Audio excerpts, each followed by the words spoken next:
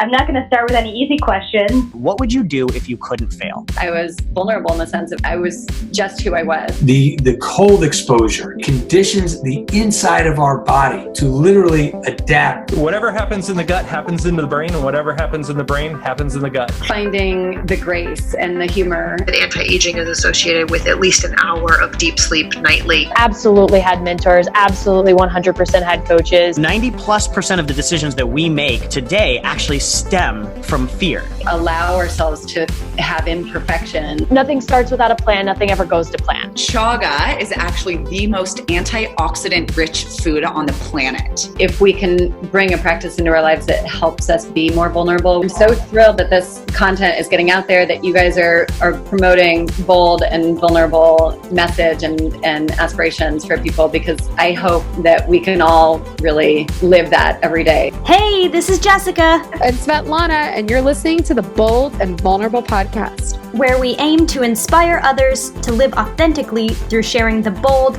and vulnerable stories of peak performers across a variety of industries. Hey guys, this episode is brought to you by Sauna Space. I am a huge fan and user of their products and have my own photon light that has helped me heal over the past 6 months.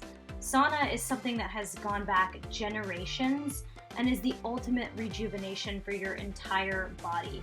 I use my photon light for detoxification at the cellular level, but also for aiding with my sleep cycle and my parasympathetic relaxation. I use my photon light in so many ways while I'm meditating, if I need to recover from stress or anxiety, to counterbalance all the work I do in front of my computer all day with the blue light stress on my eyes and body, and for clearing up my skin. What I love about the Sauna Space products is that they are portable. You can connect them to any outlet in your house.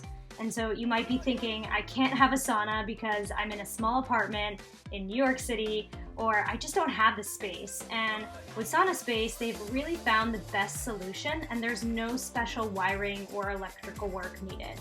My photon light is light and portable, and I love having that flexibility with my space. Our planet has over 100,000 chemicals and probably more that we don't even know about, and it's not enough just to cleanse once in a while. Sauna Space can provide your daily detox, and there are hundreds of studies that now show that sauna therapy is one of the most effective ways to detoxify yourself from the modern living we're accustomed to. Our sun has always been a great source of healing for us. With COVID and really wanting to boost our immune systems, I'm sure some of you have heard about vitamin D and how that can really benefit your overall immune and health. Sauna Space is an accelerated healing, and that incandescent red infrared light is the same type of light used in the Sauna Space lamps, and it most closely mimics the sun and what makes it so healing for our bodies. I have a home in New England, and it gets cold and overcast in the winter, and you can feel that temperature dip coming, which for some people can cause seasonal depression. The Sauna Space lamps can help aid with these depressive states when mimicking the sun and its benefits. In addition to the chemical pollution and toxic heavy metals, we are now being bombarded with a newer toxic element, which is called EMF radiation from our cell phones, towers, Wi-Fi, smart meters, and it's clear that we need an extra layer of protection. Sauna Space is really offering this amazing EMF-free sauna experience and has pioneered this model. Red light therapy is something that I not only have added to my daily ritual, but I highly recommend this for anyone who wants to boost their immune system, is feeling depressed, has low sleep quality or challenges falling asleep, has any skin issues, or any type of anxiety or stress. You can transform your mind-body connection and recharge so you can be at your best when you step into the craziness of each and every day. We cannot recommend Sauna Space enough. And of course, if you're interested, always check with your physician to make sure this is right for you. Head over to Sauna Space and use our discount code BOLD5, BOLD5, all caps. Okay, it's recording. Cool.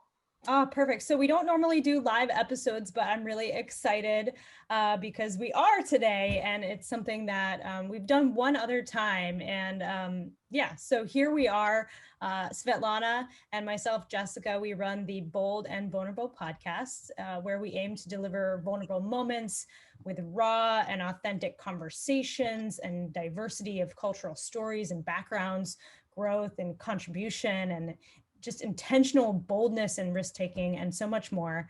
And today we have a very special guest with us. Svetlana, I'll let you introduce her. Yes. Okay, guys, I'm so excited about this episode, right? We were literally just talking about how we had Kelly Goris on. I'm going to intro Sharmila. You deserve such an amazing intro, but like, you know, we had the director of Heal documentary on our show, right? And this is so exciting because we have somebody in the physical flesh right here to tell you that you can heal naturally on your own, right? So I want to introduce my dear friend Sharmila, who has an incredible journey of how she healed, how she mastered her mental, emotional, and physical and spiritual, mind, body, soul, everything. And look at her now, she's thriving. Okay, so I'm gonna let her tell you all the things because this is, I'm so excited. Okay, let's do this. Oh, my cheeks hurt from smiling. I'm already so excited. Thank you so much. That was an amazing intro. I feel like I'd bow. Thank you. Yeah, hi, I'm Sharmila, and that's exactly what I'm here to share is how I healed from the inside out, learning what emotions were happening inside me to create disease, and going through the emotional healing to heal the mind and then heal the physical body. And it was all spirit-led. So I was listening to spirit or angels or intuition telling me what to do, and I just let go, let God and Jesus take the wheel, and here we are. So cool. Where do we start? Yes, Svetlana, wait, I think you're muted. Yeah, okay. So that was like very general. Let's take it like you're just like, yeah, here I am. You know, I went through this crazy journey where I was declared medically dead, and here I am. I'm alive. Let's go back to that. Let's talk about that. Like, tell us about, you know, what happened and how did you get to where you are? Take the platform. Gotcha. So I'm going to circle back to 2015, August 2015. This time in my life, I was celebrating overcoming some depression. My father had passed 3 years prior to that. And so college dropout, proud of it, public relations, right? I dropped out of college for a public relations job that I was getting paid great money for. So why stay in school was my idea. I'll go back later if I need it. So I was celebrating a promotion, and I took my mom out to Dominican Republic, and we went on a vacation for 2 weeks. And then I came back in a speedy flight back when I was feeling, I thought I had maybe bronchitis. And what bronchitis turned out to be, I walked into the ER, still smoking a cigarette, by the way. I'm like, I can't breathe, and I'm puffing a cigarette. That was my poison of choice. So I walked in thinking it was bronchitis, and then next thing I knew, like within hours, I felt super weak. We figured maybe the flu, and I just remember I was in one of those portable toilets, and I couldn't pick my body up to get into the hospital bed. And then after that, I remember getting help. This is where it started getting really blurry, and I don't remember too much. It just went downhill really quickly in a matter of less than 24 hours. I remember a woman telling me that they were going to put something in my throat so that I could help, so I could breathe. And at that time I was desperate, and I'm like, okay, let's get this shit over with. But I really want to eat this red velvet cake first. Like, if we're going to not be able to eat. I remember that moment. So yeah, she's like, no, this is urgent. We're doing it now. And I'm like, okay. And then I wake up 3 months later, and I'm not able to move. From the neck down, I'm paralyzed. I have machines all around me. This is me in ICU. I had woken up out of a coma 3 months after walking into that hospital. And I was told I was paralyzed from the neck down. So full body paralysis, that I wouldn't walk or speak again. And that if I did survive, if I was able to even live on this ventilator, that I'd be grateful to, be a vegetable, essentially. Whew. So that's a chunk of the beginning. And we'll go into a little more details here of what happened. I caught something called Visionaries disease, which is an airborne virus. So you can get it through poor ventilation or bacteria in the hotel or airplane. I never figured out what the source was. And I know that my mother also contracted influenza A and Legionnaires' disease. She was out of the hospital in 6 days, where I was out of ICU or off the ventilator in 3 months, which ended up being a 2-year journey of gaining mobility, eventually getting off the ventilator. And before all that even happened, where I got to be free from machines and medicine, there were 2 dramatic points in that moment from Comatose. I'm going to talk about 3 states. So one state was the coma, which we can go into. You can ask any questions you want. I love talking about it. It's super cool of an experience. And then the other 2, I went to somewhere that I would call the underworld, which was basically my dad showing me, who I mentioned already passed. He showed me, you get to, like, I just kept begging him. I'm like, can I go home? I want to go home. I want to go home. And he's like, oh yeah, first I'm going to take you here and show you what your life can be like if you're not going to fulfill your path and your purpose. And if you're going to play small, this is in my language now, and I'll go into detail later. But essentially, I got to walk down this dark, scary place where it was addiction, drugs, disease. I had no sense of control. I was paralyzed. I was strapped down to this bed, and I was seeing animals and humans being tortured, and I couldn't scream. I couldn't help. And that helped me discover my mission is to help people speak. You know, my voice is medicine. I learned that through my healing journey later. In hindsight, the power of my voice is self-expression. That is medicine. So now sharing this journey, thank you. This is a big part of my healing journey and my purpose. So I went to that really scary place where I call it you could call it hell, but it was where souls have the choice. And that place, I was able to see when I'm not on my path, right? And I still have the choice, and my dad's walking me through it. And when I got sick and tired of that, I was like, okay, yeah, I want to go home. I get this. It's terrible. It's a personalized hell. My thing is freedom. I love freedom. That's what I'm here for. I'm like, no shame, no, everything is full authenticity. Heaven is here and now. That's my message for the world. I want everyone to hear that and know that we have heaven on earth, and it's right now. And it's all through choice and our mental state as a collective and personally. So that's the scary part that I went through. And then there's the comatose part that we can get into if you'd like, what that experience was like. And then this is my favorite part, is heaven or home.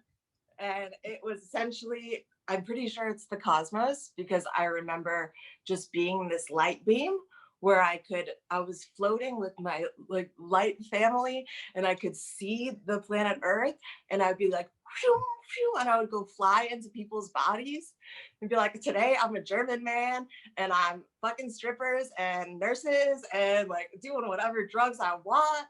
And then I was like, this is boring. This is a really lonely life. I don't want to be in this body anymore. And then I went back up into space, and I'm like, okay, fam, where are we going now? And my dad's there and everything, but the way he's expressed is just light. It's not a human body, but the sense of my father is there. And the next life, I was going into Japan as a Japanese woman, teaching female empowerment and specifically body freedom, helping. It was a clinic type of setting where I was helping women with body dysmorphia, body image, healing through that kind of stuff, and really stepping into their body and owning that. And I had another life in the ocean where I was like half fish, also breathing. So that's probably mermaid shit is real, or not probably, it's very real to me. Yeah, I had quite a few lives. And then I was like, okay, Dad, this is great. Let's go. Let's go back onto planet Earth. I'm ready. I'll speak. I'll share. Let's go. And I woke up in that coma, or from that coma, and I was angry. I was so pissed off when I first woke up because I couldn't move. And I just remember really morbid statements from doctors. And it was, oh, that like, you can't do this, you can't do that. And I bought into that for a while until I remember a moment where I was like, pour me, pour me, pour me. And then there was a shift. And I was like begging God. I was like, why me? Why me? Why would you do this to me in this victim mentality? And everything was just getting worse and worse. My prognosis was getting worse and worse. And then the shift was, boom, light bulb, why not me? And that's when miracle after miracle after miracle started happening. I had churches, family members, people that I didn't know, strangers, just praying for me from all different backgrounds. And when I say miracle after miracle, I'm saying within my mother getting the phone call, she may not even have 24 hours, gather the family. You know, I have family flying in, even from Trinidad, from Canada, everywhere. They came to say their goodbye. And instead of saying goodbye, this is where I believe this was out of my hands, and totally, this is the miracle part. And I do believe in creating miracles, but this is where God came in, was the power of prayer. No matter what background, I know that prayer woke me up. When my mom got that call that shit hit the fan, she didn't accept it. My aunt wouldn't let her accept it. She's like, you're a mess, get your shit together, we're gonna pray, we've got this, she's young, she's got a chance, you know, F what the doctors say. And that's when my fingers started moving. I remember on my right hand, my fingers started wiggling and my eyes were open, and I'm hearing all these negative comments, but I'm like, my fingers are freaking working. If I can, first of all, wake up from a coma that I'm never supposed to, and now my fingers can move, this is a big deal. Like, I'm not listening to anything that these people say at this point, and I'm just gonna go with, I can do this. And I just visualized myself healthy and the way that I wanted to be when I came out of eventually a nursing home and you know, home care, all that stuff. I just visualized myself naked and dancing and in the moonlight with people around me until I fully believed it. And my lungs, they would just expand and expand and expand. And I visualized this light just birthing, just more expansion, like home, heaven, the cosmos, that same light. I put that in my lungs and I just let it expand, expand, expand. And I got off the ventilator, eventually went to a nursing home, started learning to walk. Let's say this is like a three-month journey, 7-month journey from step down and rehab and all that. And then boom, I got diagnosed with something called pulmonary fibrosis, which is a terminal incurable disease affecting the lungs, meaning that the scar tissue from the trauma of when my lung collapsed and filled with fluids, that they imagine cement being where the lungs are meant to expand and allow oxygen to move in and out, cement being just pasted, like permanent scar tissue. So eventually they told me you'd be up for a double lung transplant if you do make it. And, you know, I'm sleeping with an oxygen concentrator. And eventually I got one of those portable tanks where I could be mobile with it. And I believed that diagnosis for a while until I didn't. And I'd say that's where the whole story changes. When I believed in the diagnosis, and then I stopped believing in the prognosis, and I went into the emotional, mental mastery of it all. Boom. That's a chunk of it. Yeah. And I think it's Deepak Chopra who says you can believe the diagnosis, but not the prognosis, right? And so that's the mental game behind it. So you just unpacked so much information. I don't even know where to start. I think the biggest thing for me is I want to take it back to when you were in the coma, before you went down this healing journey, and you mentioned that you went into different realms or into even different bodies. What was that? I mean, tell us more about that. What was that like spiritually and mentally and emotionally for you? Because physically you're in a coma and you're not moving, to your knowledge. So what was that journey? Did you feel like you were reincarnating into different bodies? Did you feel like you were going on this journey? Did you know you were in a coma? Like, I'm very interested in the mental, emotional journey that happened. And if you knew that you were not in the realm that you should have been in.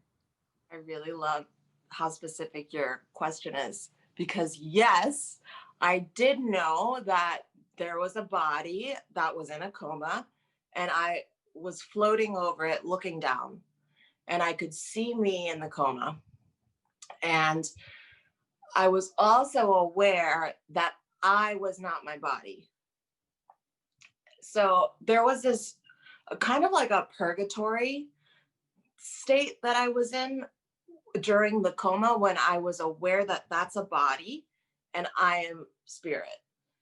And I see my father, and I see some other, my grandfather and family friends who have passed on, and they're all sitting in this waiting room of sorts, which I like to call purgatory. It's the closest I can think of.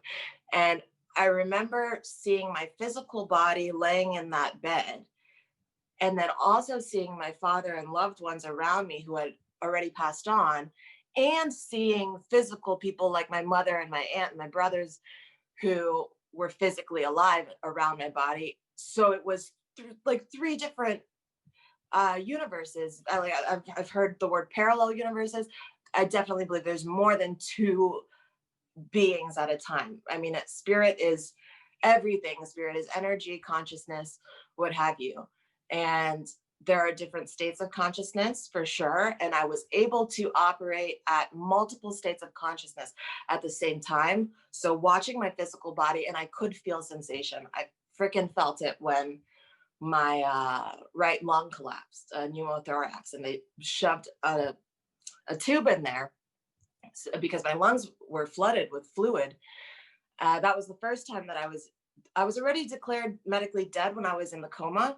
And then when I coded from the lung collapse, I felt that the physical body felt that with all the drugs I was on.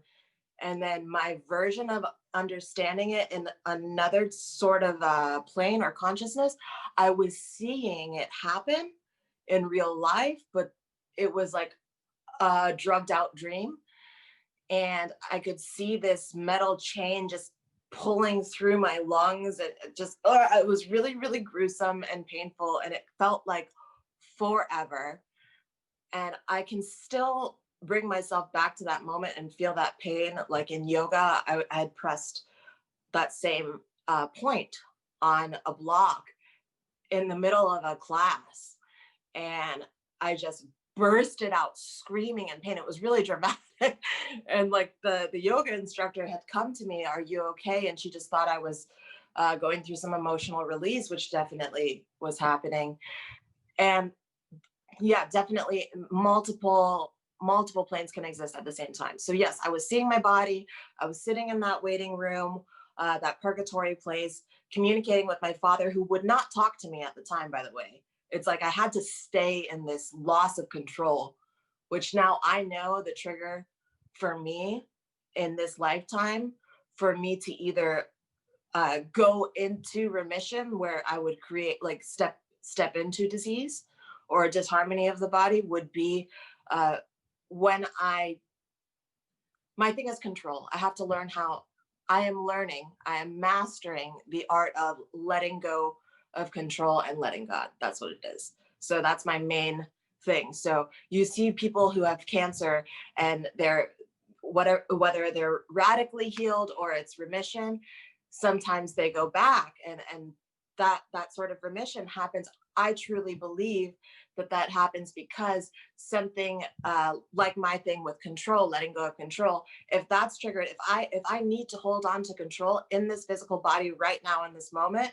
If I need to be in control, that can trigger me to go back into a state where my lungs will not be high functioning, or I could possibly go back into disharmony or disease. If that makes sense. Does that make sense? Yeah. I'm sure a bunch of questions are coming. Yeah, I mean, first of all, did I ever tell you that your story kind of reminds me a little bit of Shaman Dirk's? No, but I learned about him after he has a I got off. Story. He's amazing. Yeah. So when you told me that you had the oxygen tank, I'm like, I think he had a similar situation as well. So he was on dialysis, and he was hooked up on machines too. He also died. He also went to the underworld. I know that he had a moment. I've heard his story. I've spoken with him. He knows of my story too. We've never got to really fully go into it. Yeah. And very, very similar.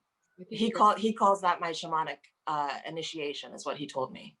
Yeah, it was for sure, dude. So I'm just so curious because, you know, this whole, like, you made your choice, like you decided how, you know, that you were going to heal, right? Like you said you until you decided that you didn't want to believe them anymore, right? Can you go into like what that was like, that process?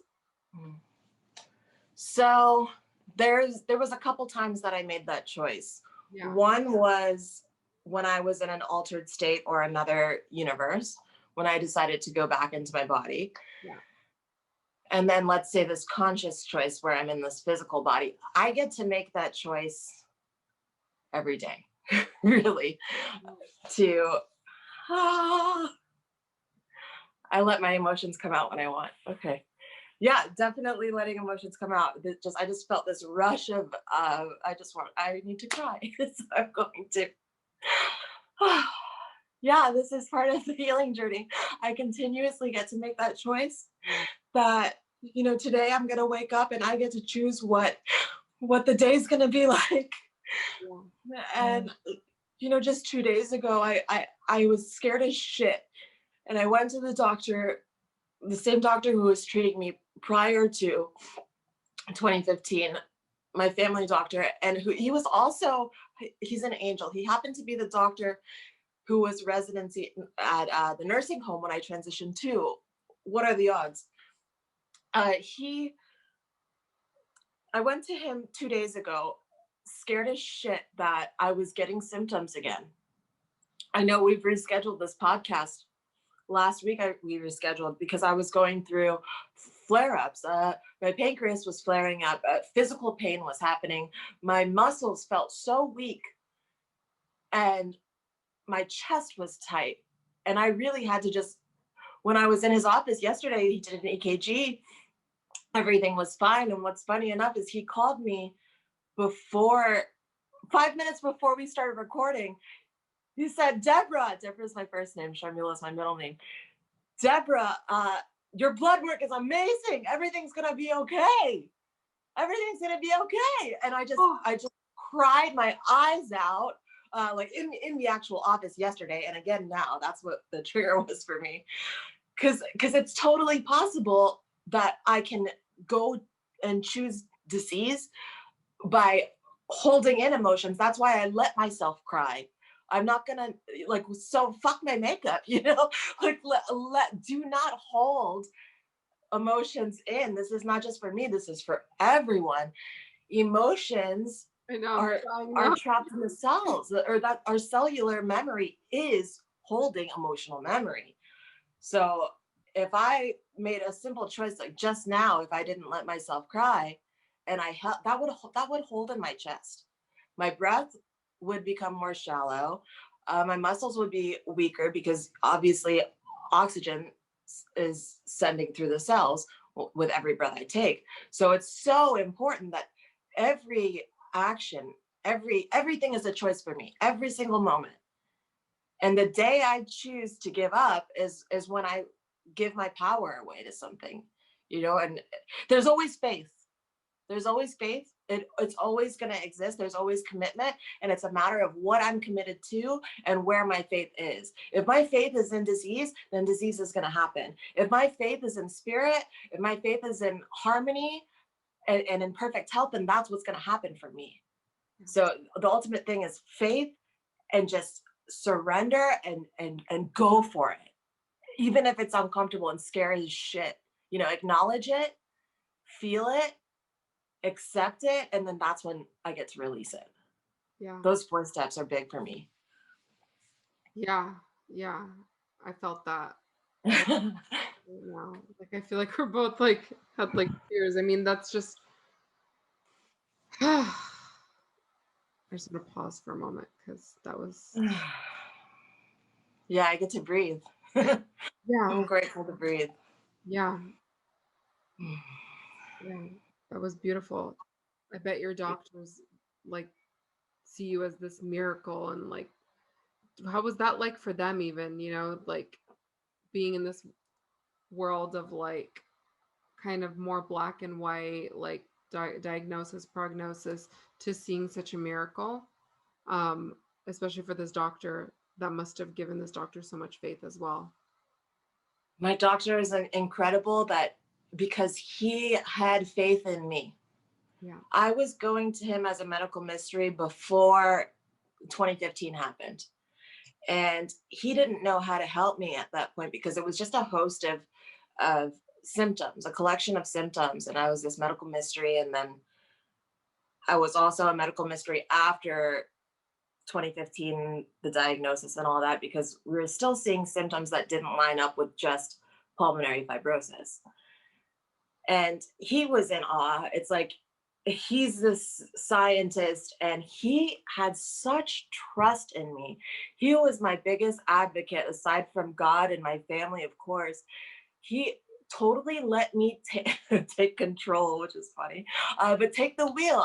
I would come to him. I was Googling the shit out of every symptom, every disease, to figure out what was happening, what specialist do I need to see. And that was part of my journey that I needed to do.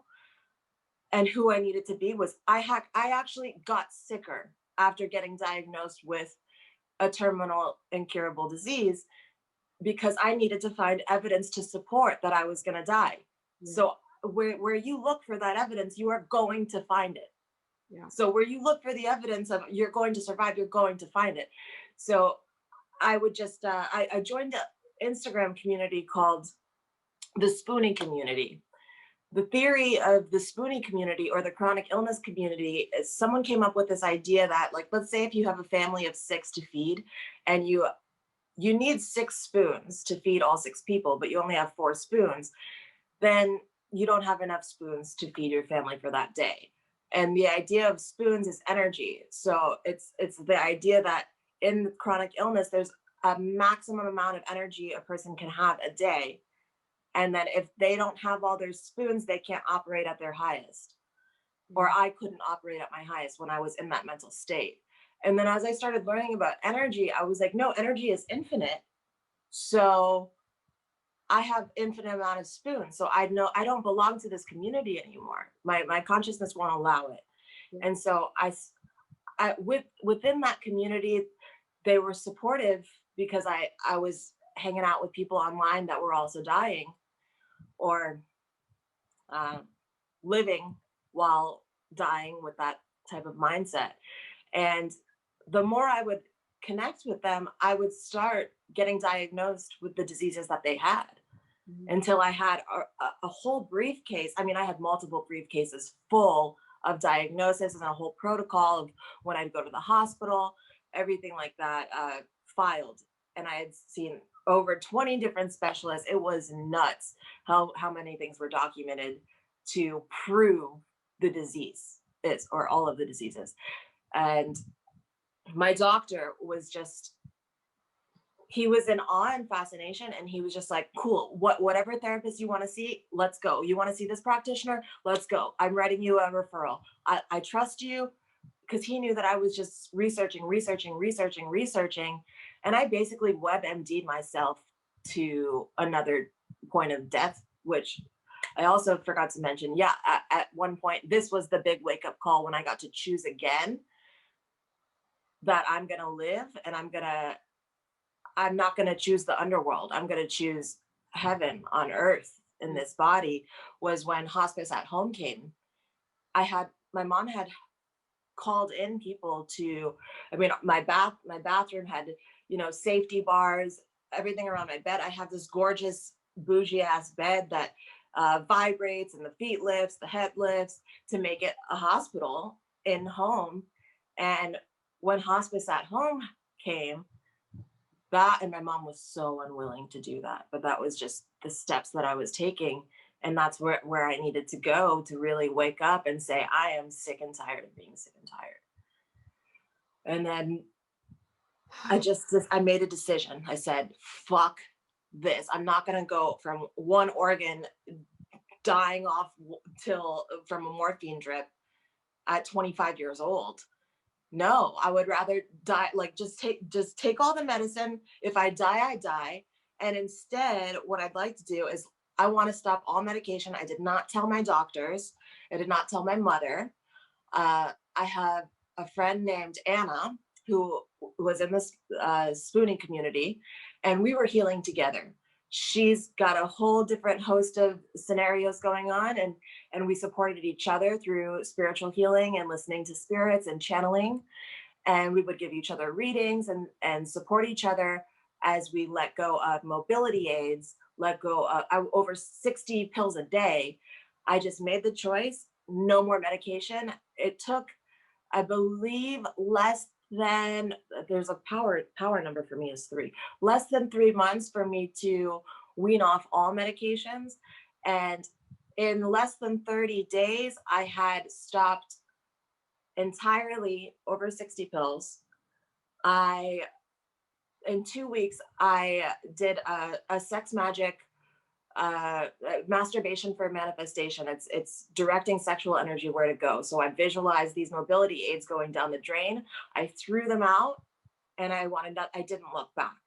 And it was uncomfortable, and I got stronger. And the only medication that I stayed on for the entirety of the 3 months was a heart medication and the oxygen tank. And I remember the day that I dropped the oxygen tank, the portable one at least. I used to sleep with one. So that one I would have the machine on, and I wouldn't tell my mom because I didn't want her to fuck with my magic with worry, because worry is going to create disorder or disease. So I didn't want that juju on me. So I just kept quiet and to myself. It was terrifying. I do not recommend this for people, but I do recommend the power of choice and having an ally with you. So yeah, I put that portable oxygen tank down on my brother's grave. He passed when I was 10. And I said, I let go, and you as my angel, take this oxygen tank and take all this disease, and please I trust you to turn this sickness into optimal health and wellness. And I just called the company that had my oxygen tank, and I said, take it. And I didn't even tell my mom, and then they're picking it up, and my mom's like, what the hell is going on? And I was like, Mom, I haven't slept with oxygen in 3 months. I stopped seeing all my doctors. I lied to her and said that I was going. And I just stopped it entirely for 3 months until I had the confidence to come out and say, yo, I'm healed. Okay, wow. It's over.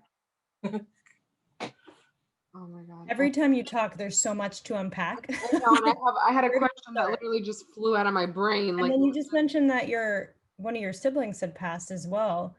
And like what flashed in my mind is like your mom, like, oh my gosh, you have somebody who just has so much loss in their life, and then having to almost have the acceptance to try and let go of another loved one in your life.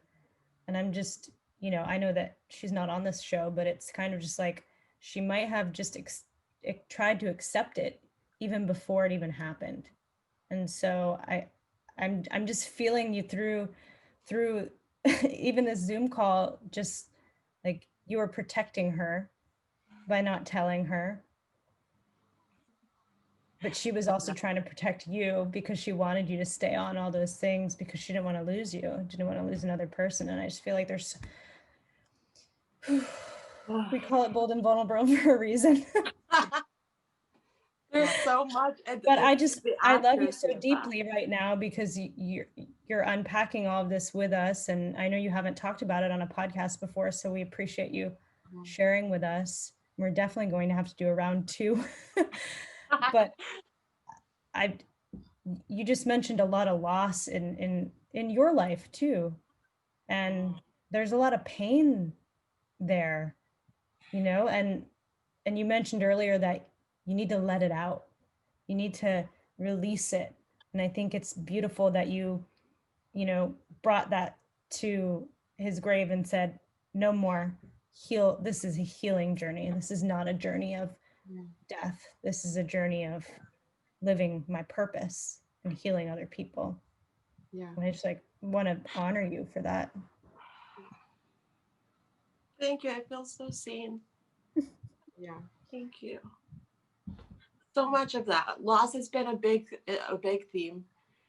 That's actually what I was operating out of when I decided to go on that vacation. And the way you spoke about my mother, it's like, you know her because we do this thing. It may be codependent, but we have some sort of karmic relationship. I mean, last night she woke up, like, as I'm talking about this, thinking in my head, at like 2 a.m, I'm like, God, how do I even start talking about this? There's so much to talk about. And I said, whatever, I'm just gonna let you speak through me. I trust you. I trust. And then my mom opens the door. She calls me and she's like, I just woke up saying I trust, and I saw a picture of you. What's going on? Is everything okay? She goes into immediate panic, and I'm like, Mom, it's okay. It just means, trust God. Like, I was literally just having the same thought. And we're in 2 completely different spaces and so connected.